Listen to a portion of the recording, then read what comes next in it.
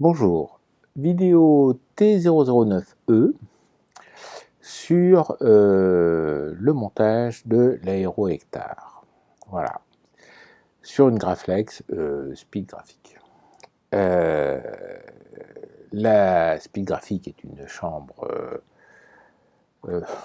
finalement avec assez peu de capacité technique photographique, puisqu'il y a très peu de mouvement, avec un obturateur focal avec aussi très peu de vitesse, hein, parce que bon, il y a 6 vitesses, mais entre les vitesses, ça va du 1/30 au millième de seconde, voilà. Bon, elles sont là, elles existent, voilà. Mais le gros intérêt de la Graflex, de la Speed Graphic, c'est de pouvoir utiliser, de pouvoir monter ce beau bébé qu'est l'aéro-hectare. Voilà. Et bien sûr, et à lui seul, il justifie l'achat, l'usage de la Speed Graphic. Voilà. Il y a assez peu d'autres possibilités de monter cet aéro-hectare sur une autre chambre, tout simplement parce que des chambres à obturateur focal, il y en a quelques-unes, mais la Graflex a quasiment à elle seule le corps avant suffisamment large pour utiliser un objectif d'un tel diamètre, hein, parce que de mémoire, le diamètre arrière doit être à 76 ou 78 mm, quelque chose comme ça, et c'est à l'arrière que ça pose problème. Voilà, donc il y a des Bessler qui sont très très rares, très très chers. Il y a eu un obturateur focal qui pouvait se monter sur les Technica. Il y a eu au moins un obturateur focal qui pouvait se monter sur au moins un des modèles de Technica. Mais j'en ai vu passer un sur eBay en 15 ans, par hasard. Il y en a peut-être plus qui passent. Mais bon, il est parti pour le prix de 2, 3, peut-être 4 speed graphiques. Voilà. Donc ça n'a aucun intérêt. La Bessler, c'est pareil, c'est épouvantablement cher parce que c'est très rare. Alors, effectivement, l'obturateur focal est plus sympa que celui de la speed graphique, mais bon, voilà. Donc, grosso modo, si on veut utiliser l'aéro-hectare, en dehors de la speed graphique, point de salut.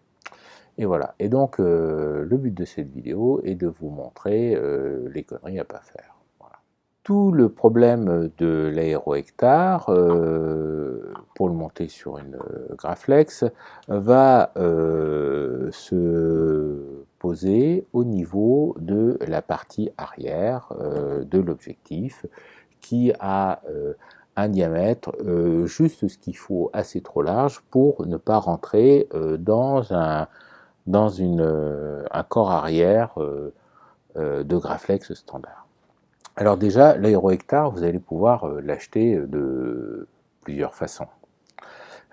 Vous allez pouvoir acheter l'appareil Kodak K20 qui avait l'aéro-hectare monté dessus, donc vous allez avoir l'appareil photo complet, qui est un appareil photo de photo aérienne qui s'utilisait sur les B-17 notamment, qui utilisait du film de 5 pouces de large sur 33 pieds de long ou des choses comme ça, avec du film souple, choses comme ça. Donc l'appareil en lui-même, hormis le fait que si vous avez un B17, ça serait bien d'en avoir un pour mettre dedans, mais les gens qui ont un B17 en France, il n'y en a pas beaucoup. Et il y a beaucoup plus d'appareils photo en bon état que de B17 en bon état. Donc du coup, massacrer un appareil photo K20 est dans la limite du concevable, dans la mesure où il n'y a pas beaucoup de B17 en état de vol. Vous pouvez acheter l'objectif qui a été démonté. L'objectif, le aéro-hectare, vient forcément de l'appareil photo K20. À ma connaissance, cet objectif-là n'a été monté que sur cet appareil-là. Vous pouvez acheter l'objectif avec une partie du cône du K20.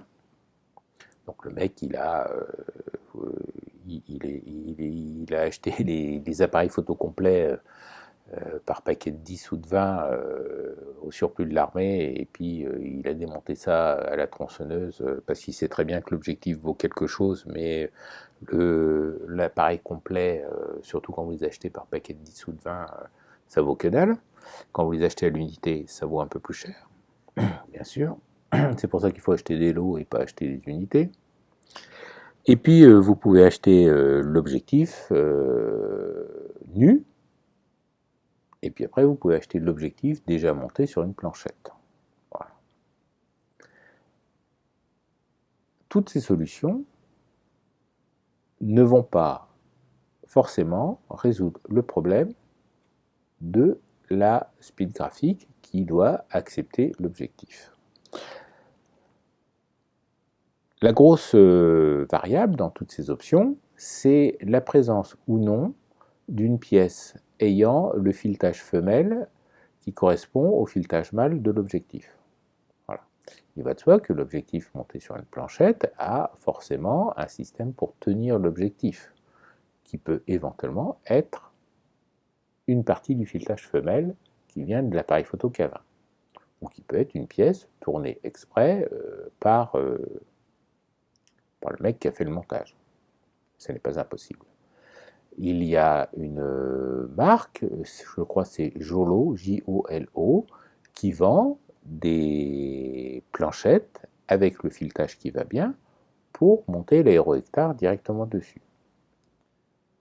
Je vous déconseille cette solution car pour que son système fonctionne, le fabricant a opté pour la solution mécaniquement la plus simple, qui est que l'objectif est complètement en dehors du corps avant de la Graflex, et donc du coup, vous avez votre planchette qui vient au ras arrière de l'objectif. Donc vous avez l'objectif qui est complètement en porte-à-faux. Alors déjà que c'est un objectif très lourd, qui doit faire dans les 2,5 kg à lui tout seul, je ne trouve pas cette solution judicieuse. Voilà. Moi, j'ai acheté mon objectif qui était monté sur une planchette. Donc la personne a pris une planchette, a fait une pièce en laiton,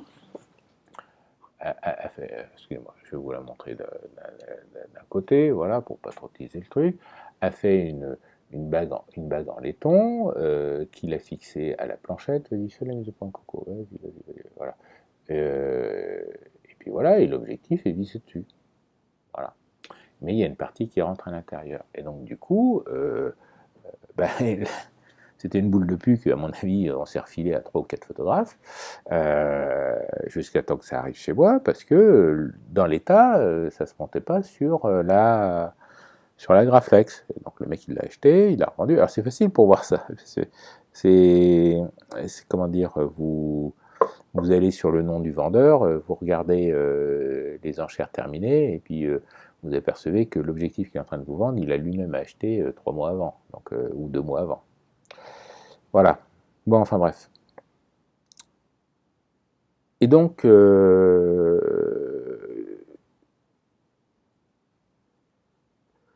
l'option Jolo, offerte par Jolo, je la trouve pas judicieuse parce que ça met l'objectif complètement en dehors du corps avant, et du coup ça fait un gros porte-à-faux sur le corps avant, et bon, ça encaisse, mais moi je trouve pas ça terrible. Bon, enfin bref. Il y a la deuxième option. L'option la plus favorable, c'est soit vous achetez l'appareil complet, soit vous achetez l'objectif avec un bout de cône. Un bout de cône qui vient de l'appareil complet. Ça, c'est l'option la plus favorable. Après, il y a les options intermédiaires qui sont des objectifs qui ont déjà été montés, pas forcément mal, pas forcément bien, et puis l'objectif est déjà monté sur une planchette. Donc déjà, ça vous évite d'avoir approvisionné la planchette, c'est déjà pas mal, et de faire le trou qui va dedans. C'est déjà pas mal, sachant que je pars du principe que vous n'avez pas forcément comme moi accès à un tour, une fraiseuse et un atelier avec des gens dedans. Mais, comme je le dis toujours, il y a les pages jaunes. Voilà. Par contre, je vais partir du principe que vous pouvez acheter éventuellement pour l'occasion une scie à métaux et une lime. Voilà. Alors, une scie à métaux, je n'ai pas pensé en amener parce que c'est tellement commun que tout le monde voit ça. Donc, si vous êtes amené à acheter une scie à métaux, il faut prendre la denture avec le plus important nombre de dents dans la par pouce. Hein. Donc, il y a des 24 dents par pouce, des 32 dents par pouce.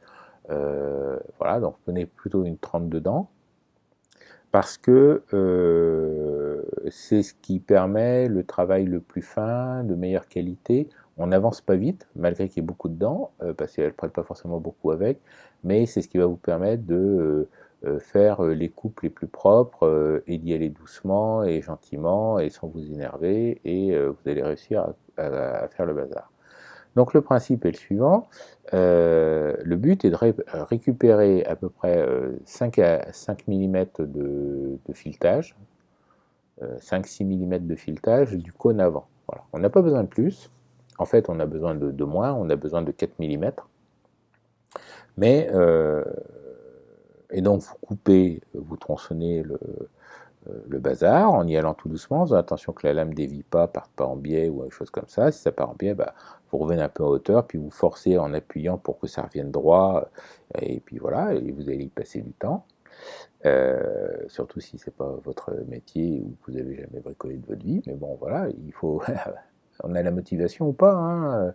Il faut savoir ce qu'on veut dans la vie, et puis il faut savoir si on est prêt ou non à payer des gens pour le faire. Si vous n'êtes pas prêt à payer des gens pour le faire, eh bien, il faut le faire vous-même et il faut prendre le temps de le faire bien.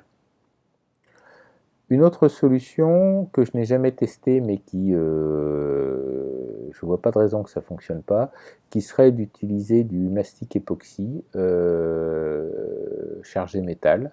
Hein. Donc on trouve ça au rayon bricolage.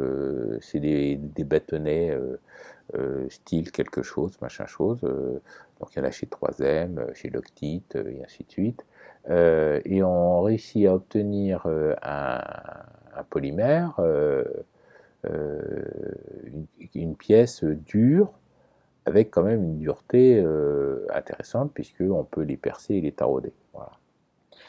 Donc ce type de choses-là va se faire.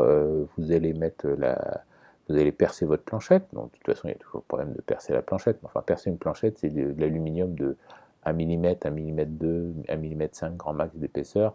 Donc ça, on va faire ça avec une lime, avec une scie à chantourner, avec un compas, avec voilà, ou avec les pages jaunes et quelqu'un qui va vous la percer. Ou voilà, parce qu'elle n'existe pas en diamètre, ça n'est pas un diamètre standard. Donc vous allez mettre l'objectif comme ça, vous allez mettre la planchette pour que ça vienne en contact, vous allez mettre un petit corps gras qui va bien sur le filetage de l'objectif, vous allez faire suffisamment de mastic pour pouvoir faire un bourrelet qui va aller tout autour, voilà, clac clac, et puis quand ça sera fait, quand ça sera pris, alors c'est délicat parce qu'il y a des chicanes et des choses comme ça, mais bon, ça après ça se retaille facilement à la Dremel par exemple, pour faire passer les chicanes et ainsi de suite, voilà, pour faire les chicanes pour le corps avant.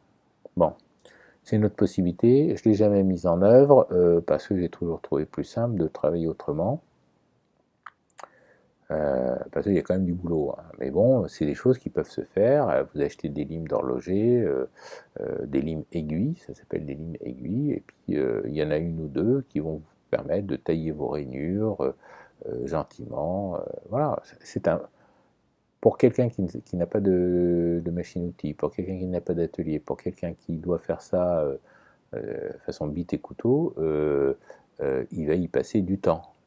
Vous allez y passer du temps, et vous allez y passer une quantité de temps qui représente de l'argent, hein. Le temps c'est de l'argent, vous pourriez faire d'autres choses à ce moment-là, vous pourriez travailler, vous pourriez accumuler du pognon pour aller voir un artisan qui vous ferait ça de manière bien plus sûre, bien plus raisonnable, et peut-être pour moins cher. Tout dépend à combien vous travaillez de l'heure, vous, et à combien il travaille de l'heure, lui. Bon, enfin bref, on continue. Mais ça ne règle pas le problème qu'il faut faire passer l'objectif à travers le corps avant. Et là, on va lire des tonnes de conneries sur Internet. Voilà. Et connerie que j'ai suivie bêtement au début, jusqu'au moment où je me suis dit non, faut pas faire ça, ça c'est la connerie. Le problème vient que l'objectif a un diamètre arrière quasiment trop grand pour passer à travers le cadre du corps avant de la Graflex et un filetage de fixation qui lui est réellement trop grand. Il est réellement trop grand. Il est trop grand de quasiment la hauteur du filetage. Voilà. Mais l'avantage que l'on a, c'est que cet objectif est fabriqué majoritairement en laiton. Or, le laiton, qui est un alliage de cuivre et de plomb et d'étain, offre la particularité d'avoir un copeau très très beau et qui fait un copeau très très net, une coupe très très nette. Et c'est vraiment un métal qui s'usine très très bien. C'est un métal un peu dur, qui n'a pas un copeau mou comme l'aluminium ou comme l'acier qui vont faire quelque chose qui va rester, qui va adhérer et ainsi de suite. Là, on obtient vraiment un copeau qui marche très très bien. Et donc du coup, il est possible, enfin moi, donc j'ai commencé la méthode préconisée sur les sites internet que j'ai vus. Alors il y en a qui limaient le corps avant, il y en a qui qui déformaient le corps avant pour laisser passer le filetage. Alors déformer le corps avant pour laisser passer le filetage, c'est à moitié con. Parce que bon, c'est vrai qu'il y a du jeu dans les rainures, dans les cornières et tout ça, dans les chicanes. Et donc, après tout, si le corps avant n'est pas parfaitement carré, la planchette se monte quand même. Mais pas très bien, c'est à moitié con.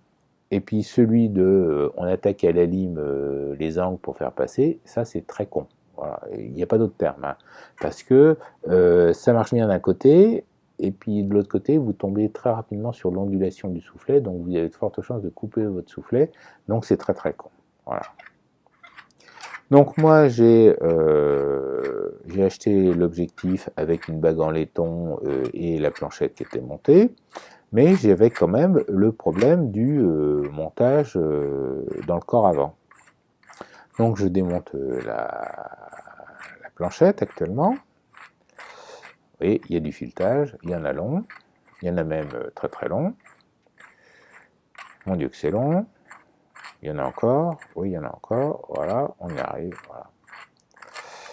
Et le principe du...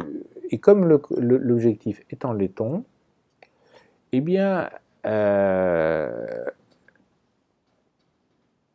il ne faut pas hésiter à y aller à la lime dedans.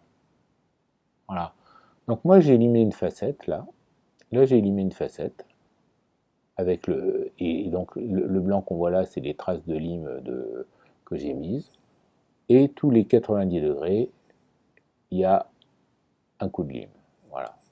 Alors, j'ai monté mon objectif était monté sur la planchette, mais je l'ai monté, je l'ai vissé, et j'ai repéré à l'endroit où c'était. Et après, j'ai regardé jusqu'où il fallait que je descende, de façon à pouvoir limer en dehors de la planchette.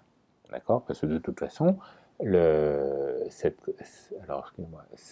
cote que l'on a ici, elle est à l'intérieur de la planchette. Donc on n'aurait pas pu limer à l'intérieur de la planchette. Donc il faut pouvoir dévisser, revisser, dévisser, revisser.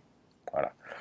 Et si vous faites un montage en récupérant juste un anneau du cône avant de l'objectif, eh bien le cône avant il va venir se visser, et puis il faudra de toute façon lui faire des plats limés pour que ça rentre après dans le corps avant. Donc il y a deux phases. Il y a la première phase, c'est je monte sur la planchette et j'oriente mon objectif, ou mon objectif s'oriente de telle façon une fois que c'est fileté, et après je fais rentrer le tout dans le corps avant. Voilà.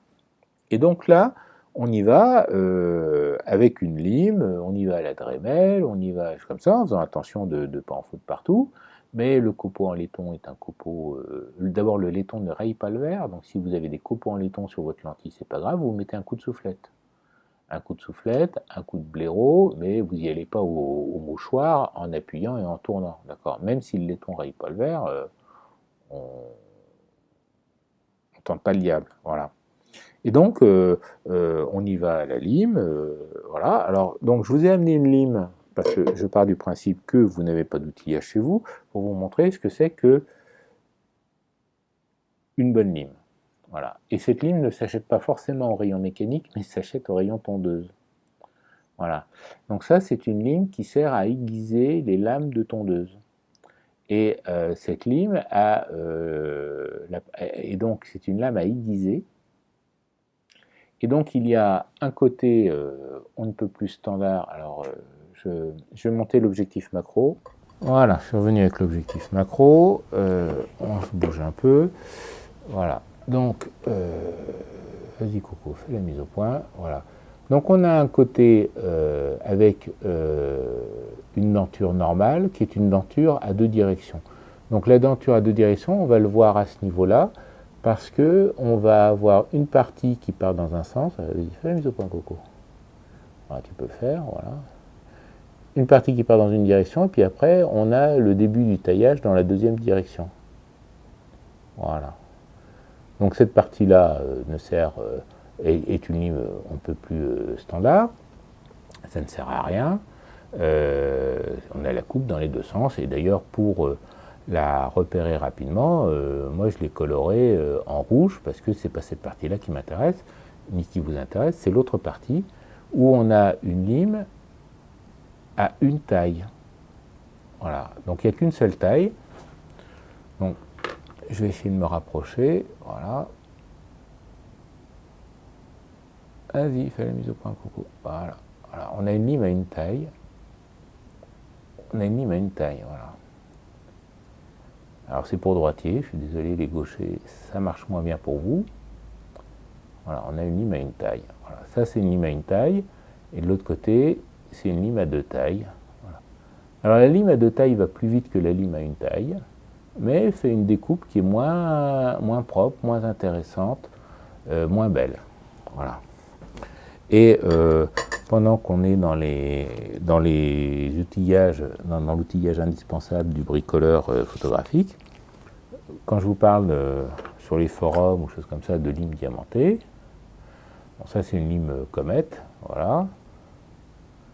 C'est une lime comète, on trouve ça en pharmacie, voilà. Et donc c'est une lime à ongles, hein. C'est une lime à ongles, mais alors vas-y fais, alors hop. Voilà. Voilà, comme ça il n'a plus le choix, il n'y a que ça de. Voilà. Donc on a un côté gros grain et puis on a un côté grain fin. Alors attendez, je ne me suis pas gouré, oui c'est ça. Gros grain fin, voilà. Et ça c'est quelque chose dont je me sers quotidiennement au boulot, quand j'ai des pièces à retoucher ou l'une comme l'autre, hein, l'une comme l'autre, ce sont je les ai ramenés au boulot, quoi. C'est des choses que j'ai achetées moi personnellement, parce que ce sont des choses qui sont difficiles à approvisionner dans le cadre du travail, mais ce sont des outils dont je me sers quotidiennement au boulot pour retoucher, faire rentrer un truc. Celle-là, elle est au pied des machines-outils pour ébavurer, et ainsi de suite. Et donc, là, voilà, on ne voit plus. Je vais revenir à l'autre... enfin, attendez, je vais changer un peu le cadrage plutôt. Hop, voilà. Ah, ben voilà, me revoilà. C'est tout de suite mieux. C'est tout de suite plus intéressant. Et donc, l'avantage d'une lime une taille, c'est que ça vous permet de faire un état de surface et un état de coupe qui est bien plus beau qu'avec la lime de taille. Et si vous achetez une lime, donc ça c'est une lime que j'ai achetée au rayon tondeuse, hein,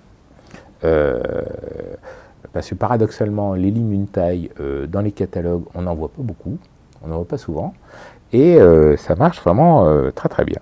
Voilà, ça marche vraiment très très bien. Et donc j'ai 2 tailles côté rouge et une taille côté blanc, et ça marche très bien. Voilà. Donc pendant que j'ai l'objectif macro qui est monté, je vais vous montrer un peu mieux ce que je voulais vous montrer. Donc là, donc l'usinage qu'il faut faire, c'est grosso modo c'est ça, c'est on fait des plats, voilà, et ces plats vont être à la cote, donc il n'y a pas beaucoup à tailler, hein, on taille un peu le filetage et puis on gratouille un peu là pour que ça rentre, voilà, il n'y a même pas réellement de plat, il y a un plat par-ci par-là sur la partie ronde parce que ça bloquait. Et puis, alors je vais remonter parce que et donc je vais vous montrer, donc j'avais commencé à faire les transformations que j'ai vues sur internet, mais c'est de la connerie quoi. C'est de la connerie. Donc là, vous voyez, là j'ai foutu un coup de Dremel à cet endroit-là, et puis en face aussi quoi. En face aussi. Et c'est de la connerie parce que je me suis aperçu que oui, bon, c'est bon, tu tailles dans le métal, ça va, ça va, ça va. Puis à un moment donné, tu te dis, tiens, c'est bizarre, je taille sur quoi? Et en fait, tu tailles dans le soufflet. Tu es en train de bousiller ton soufflet. Voilà, parce que derrière le métal, ça sertit le soufflet en place. Donc j'ai arrêté, fait ça. Et j'ai arrêté tout de suite, quoi. Et donc j'ai réfléchi, je me suis dit comment faire autrement. Et en final, je me suis dit, bon, ben, la seule chose que je peux faire, c'est tailler l'objectif. Et donc en fait, il faut tailler l'objectif, et il faut avoir aucun remords à faire ça. D'abord parce que, de toute façon, d'un point de vue historique, l'objectif sorti de sa chambre du Cavin, ça vaut plus rien, d'un point de vue historique. Donc de toute façon, voilà, c'est foutu. Et puis vous n'êtes pas le premier à le faire, et voilà. Donc il n'y a aucun souci à faire ça. Alors je revisse mon bousin, voilà, donc j'ai revissé mon bousin, et puis donc on voit avec la platine en place que mes usinages correspondent bien sûr au côté plat des planchettes, sinon ça n'aurait aucun sens. Voilà. Donc bien sûr, mon aérohectare se monte sur ma Graflex, hein, il n'y a aucun souci là-dessus. Voilà, tac, ok, bon, il n'y a pas de souci. Mais avec ça, alors attention, hop, hop, hop, voilà, c'est posé. Si je prends une chambre qui n'a absolument aucun intérêt de monter un aérohectare dessus, puisque c'est la crône graphique, que je sors le corps, voilà, donc ça c'est un corps vierge de toute profanation, hein. Voilà un trou qui n'a jamais vu la main de l'homme. Et bien je prends mon aérohectare, hop. Le diamètre arrière passe juste, et voilà, et c'est rentré, pouf, pouf, voilà. Donc, ce que je veux dire, alors hop, on la tourne comme ça pour qu'on voit bien que c'est une crône. C'est bien l'objectif qu'il faut modifier, et non pas la chambre. Parce que les modifications sur l'objectif sont mineures. De toute façon, c'est un travail qui va se faire en même temps que vous allez faire le montage, ou ainsi de suite. Et donc du coup, ça rajoute pas beaucoup de travail, et ça n'enlève pas beaucoup de valeur à l'objectif. J'irai même plus loin. Ça en rajoute de la valeur à l'objectif, puisque là du coup vous avez un objectif qui se monte sur n'importe quel Graflex standard. Le mec qui va vous acheter ça, si un jour vous le revendez, le mec qui va vous acheter ça, vous dites oui, mon objectif se monte sur n'importe quel Graflex non préparé. Ça vaut bien 50 € de plus, quoi. Enfin voilà. Bon, donc c'était une vidéo rapide pour vous montrer que l'aérohectare, c'est pas compliqué à monter. Ça ne nécessite pas un outillage de fou, ça ne nécessite pas un savoir-faire de fou. Simplement, un peu de réflexion, pas s'emballer à lire ce qu'on est, parce que sur les forums, c'est pas parce que c'est sur un forum et qu'il y a 10 000 personnes qui l'ont lu que c'est forcément bien, hein. J'en sais quelque chose. Regardez, moi je fais des vidéos de qualité et personne ne les voit, donc bon, chacun son truc. Enfin bref, toujours est-il que monter un aérohectare n'est pas un travail surhumain, est à la portée de n'importe qui, qui prend son temps, qui réfléchit, qui va surtout prendre son temps, c'est ça, accepter que oui, vous allez le faire vous-même, oui, ça va prendre du temps, et oui, vous allez peut-être mettre 5 à 10 fois plus de temps qu'une personne qui a ne serait-ce qu'un établi et un étau, qui va pouvoir travailler beaucoup plus vite que vous, qui allait faire ça sur la table du salon, quoi. Vous voyez ce que je veux dire? C'est pas... Enfin bon, voilà quoi, c'est pas... On peut ne pas avoir forcément tout de parfait et bien dans son atelier, et avoir un atelier et une maison de campagne, et ainsi de suite, quoi. On peut aussi habiter en ville et avoir très peu de temps libre, mais vouloir atteindre un objectif et obtenir ce que l'on veut. Voilà. Bon, ceci va terminer la philosophie de comptoir et la vidéo T009E sur les Graflex, pardon, ce qui clôt le chapitre des Graflex, parce que j'ai plus grand chose à dire dessus, il n'y a plus rien à dire même. Et voilà. Donc soyez éco, hein, pour essayer de comprendre, optimiser. Faites des images. Au revoir.